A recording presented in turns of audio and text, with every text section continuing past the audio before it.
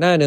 156ตั้งแต่วิวิจจะอกุศเลหิธัมเมหิติกิเลสกาเมหิสัพพากุศเลหิวาวิวิจจาติอโถยุชติเป็นต้นไปหลายบทว่าวิวิจจะอกุศเลหิธัมเมหิความหมายว่า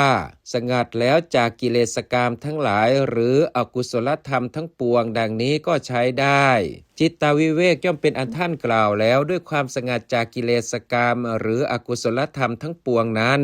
ก็บรรดากายวิเวกและจิตวิเวกสองอย่างนี้ความสละกามมาสุขเป็นอันท่านประกาศแล้วด้วยกายวิเวกข้อต้นเพราะกล่าวถึงความสงัดจากวัตถุกรรมทั้งหลายนั่นเองความประคองเนคขมมะสุขเป็นอันท่านประกาศแล้วด้วยจิตวิเวกข้อที่สองเพราะกล่าวถึงความสงัดจากกิเลสกามทั้งหลายอันหนึ่งบรรดาบททั้งสองตามที่กล่าวแล้วนั้นการละสังกิเลสวัตถุพึงรู้ว่าท่านประกาศแล้วด้วยบทแรกการละสังกิเลสพึงรู้ว่าท่านประกาศแล้วด้วยบทที่สองการละเหตุแห่งความอยากพึงรู้ว่าท่านประกาศแล้วด้วยบทแรกการละเหตุแห่งความโง่เขลาพึงรู้ว่าท่านประกาศแล้วด้วยบทที่สองความบริสุทธิ์แห่งความประกอบความเพียรพึงรู้ว่าท่านประกาศแล้วด้วยบทแรกและความกล่อมเกลาอัธยาศัยพึงรู้ว่าท่านประกาศแล้วด้วยบทที่สองเพราะกล่าวถึงความสงัดจากวัตถุกรรมและกิเลสกรรมนั่นแลดังพรรณนามาชนี้บรรดากามตามที่กล่าวแล้วในบทว่ากามเม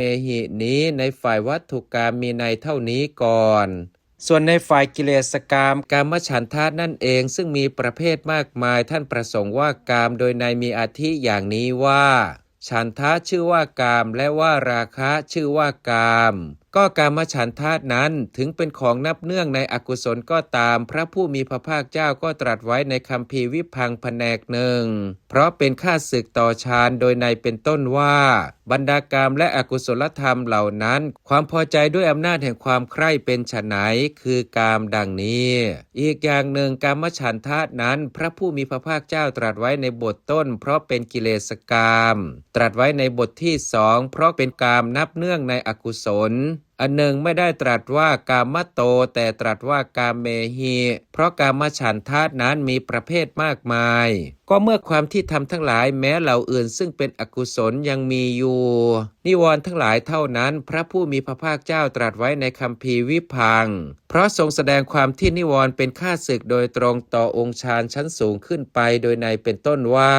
บรรดากามและอกุศลธรรมเหล่านั้นอกุศลธรรมเป็นไฉนคือความพอใจด้วยอำนาจแห่งความใคร่ดังนี้จึงอยู่นิวรณ์ทั้งหลายย่อมเป็นข้าศึกโดยตรงต่อองค์ฌานมีคำอธิบายว่าองค์ฌานทั้งหลายเท่านั้นเป็นปฏิปักษ์คือเป็นเครื่องกำจัดนิวรณ์เหล่านั้นจริงอย่างนั้นพระมหากัจจายนะเถระก็ได้กล่าวไว้ในเปตกปกรณ์ว่า